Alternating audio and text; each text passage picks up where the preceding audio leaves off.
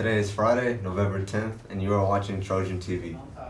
Today is Veterans Day, when our nation honors those who served in the armed forces. Here at South Houston High School, we want to honor the teachers who are former members of our country's military. President Wilson proclaimed November 11th as the first commemoration of Armistice Day with the following words. To us in America, the reflections of Armistice Day will be filled with the solemn pride and the heroism of those who died in the country's service and with gratitude for the victory, both because of the thing from which it has freed us from and because of the opportunity it has given America to show her sympathy with peace and justice in the councils of nations. In 1954, President Eisenhower renamed Armistice Day to Veterans Day.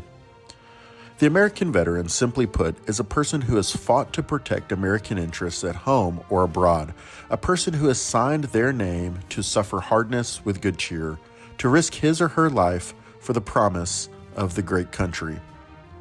At South Houston High School, we are honored to share our hallways with those who have served our country under the most difficult of circumstances. These veterans not only served their country years ago, but they continue to give back by devoting their lives to educating and mentoring students in the classroom. Master Sergeant Jamal Cheeks. Master Sergeant Cheeks served in the United States Marine Corps from 1987 to 2010, an incredible 23 years. His first duty station was the Marine Corps Air Station in El Toro, California. He served in Operation Desert Storm and Desert Shield. He says, I was awarded an academic scholarship to UH Downtown, but was placed on academic probation and eventually revocation of scholarship for not meeting the GPA requirements. My mother said, you need to find somewhere else to live, so the Marine Corps became my new home. Master Sergeant Cheeks currently heads the Naval Science Department. He says, my background in the Marine Corps was in administration, training, education, and senior staff advisor. Becoming an educator was an ideal fit considering my military background and formal education. Specialist Raymond Garcia. Specialist Garcia served in the United States Army in the mid-90s. His first duty station was Fort Bragg in North Carolina. Specialist Garcia cites his need for a job and the availability of the military to provide one. Specialist Garcia currently teaches U.S. history because he enjoys history and enjoys working with students. Petty Officer 2nd Class Patricia Harden. Petty Officer Harden served in the United States Naval Reserve from 1986 to 1994 and served during Desert Storm. Her first duty station was at Belle Chase Naval Air Station in New Orleans, Louisiana.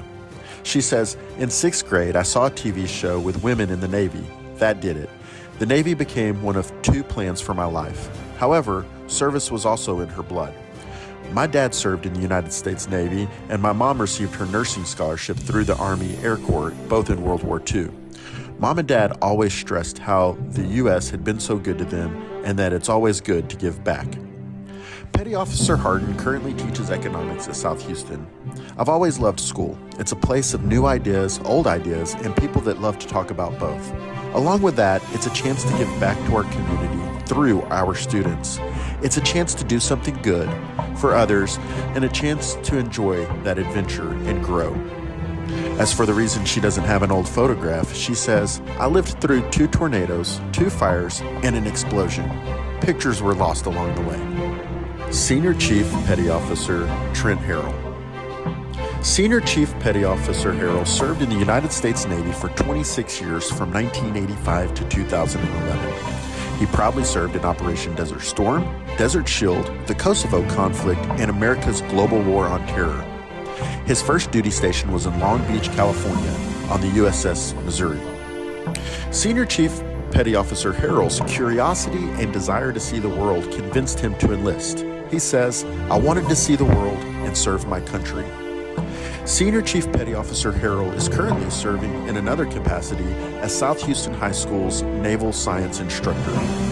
I chose education so that I could give back to struggling students, as I once was, and help out those that came from minimal means. Sergeant Brad Wheeler. Sergeant Wheeler served in the United States Army from 1997 to 2003. He says, I have and always will love my country, and I feel it is the duty of every American that should serve. Freedom has a cost, that the free must pay to stay free. He goes on to say, the recruiter told me that the Army would pay for all of my college loans if I went and enlisted. And they did. Sergeant Wheeler served in Afghanistan, was medically discharged, worked in the oil fields, and then became a physics teacher. The Army taught me many life lessons, one of which is by helping and serving others. I had job satisfaction. I worked on 5 continents in more than 60 countries around the world. I discovered that Texas is the best place on earth. Time with family is the greatest commodity, and money has nothing to do with job satisfaction. Sergeant Mark Halverson. Sergeant Halverson served in the United States Army and Florida Army National Guard from 1985 to 1992. His first duty station was located in Kitzingen, Germany. He says, I always had an innate interest in the military. I think because it seemed it would be exciting and it would be meaningful. I loved reading and watching stories about it and talking to veterans. It was almost a foregone conclusion that I would enlist. Sergeant Halverson is currently teaching English at South Houston High School. He goes on to say, my military experience kicked off my desire for meaningful work and, in fact, gave me my first experience as a teacher. NCOs have to train their people in certain tasks. My previous career as a writer, photographer, and editor offered a lot of travel, creativity, variety, and exposure to people and experiences that I never would have sought on my own. But it lacked meaning, because it was not clear nor required that our work made a lasting impact on people. Education has meaning because what we do is supposed to have a lasting impact. Captain Travis Milner. Captain Milner started serving in the United States Army in 2018 and 5 years later still serves today. First stationed at Camp Beauregard, he served during Operation Inherent Resolve. According to Captain Milner, I was serving as a minister when someone from my church asked me if I would be willing to consider military ministry. The commissioning process took almost a year to complete, but I'm grateful for the opportunity to serve in a military ministry capacity. Today, Captain Milner teaches integrated physics and chemistry and astronomy. Teachers have the opportunity to make a positive impact in the lives of their students, he says.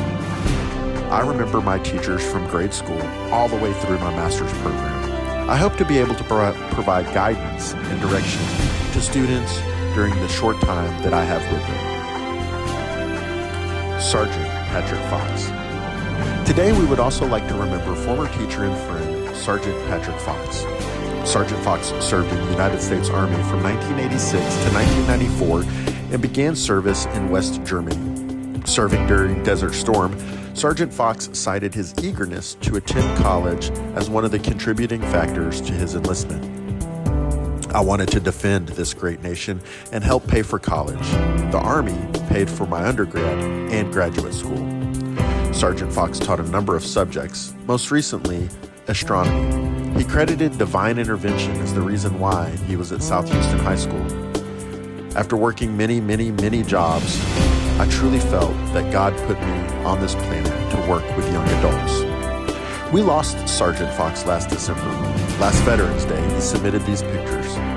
He mentioned that these pictures are of him and his wife and were taken over 30 years apart. He was a man who truly loved serving his country as a soldier, loved serving his community as a teacher and a coach, and loved dearly his wife and family. John F. Kennedy once said, "As we express our gratitude, we must never forget that the highest appreciation is not to utter words, but to live by them." Our South Houston High School veterans are examples to all of us about what it means to serve our country, from wearing the uniform of our great military to teaching and mentoring inside the classroom.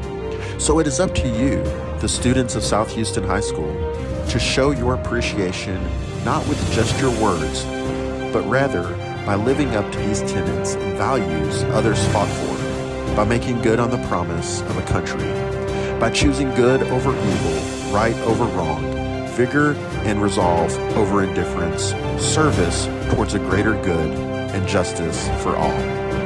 Thank you, South Houston veterans. Thank you, Mr. Potter, for putting this presentation together, and thank you to the teachers who served in the United States Armed Forces.